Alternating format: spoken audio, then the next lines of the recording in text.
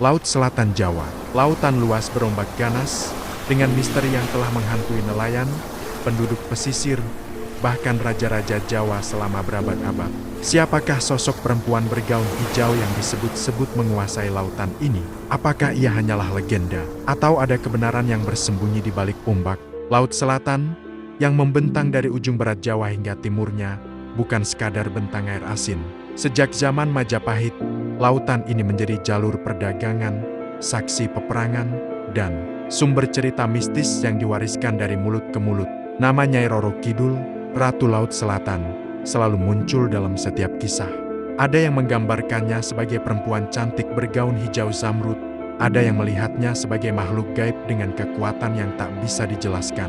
Legenda menyebut, ia menguasai pasukan gaib, memerintah kerajaan megah di dasar laut, dan mampu menarik manusia masuk ke alamnya.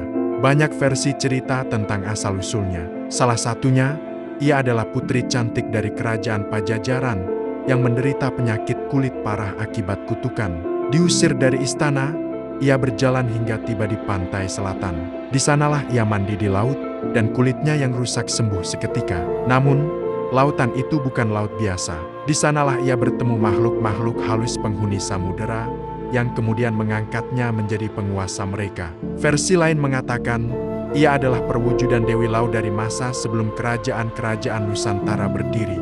Perempuan yang hidup dalam dimensi berbeda, hanya menampakkan diri pada waktu-waktu tertentu, biasanya saat bulan purnama atau ketika badai besar menghantam. Di Parangkusumo, Yogyakarta, setiap malam tertentu, pasir pantai seakan bergetar.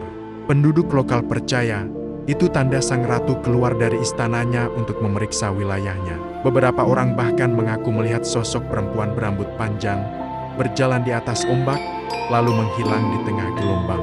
Seorang nelayan dari Cilacap pernah bercerita, suatu malam, ia melaut seorang diri. Langit cerah, angin tenang. Sampai tiba-tiba laut berubah hijau pekat. Ombak tinggi muncul, namun bukan seperti badai biasa. Dari kejauhan, ia melihat cahaya di tengah laut, seperti istana bercahaya di bawah air. Dan di depan istana itu, berdiri sosok perempuan yang menatapnya. Tak lama, ia pingsan. Ketika terbangun, perahunya sudah terdampar di pantai, tanpa satupun jaring atau ikan yang tersisa. Banyak yang menganggap cerita-cerita ini hanya mitos. Tapi sejumlah kejadian aneh terus terjadi di pesisir selatan. Korban terseret ombak tanpa bekas, kapal yang hilang tiba-tiba, bahkan penampakan gaun hijau di tengah laut. Di balik cerita-cerita itu, selalu ada satu pesan yang sama, jangan pernah meremehkan Laut Selatan, dan jangan menantang penguasanya.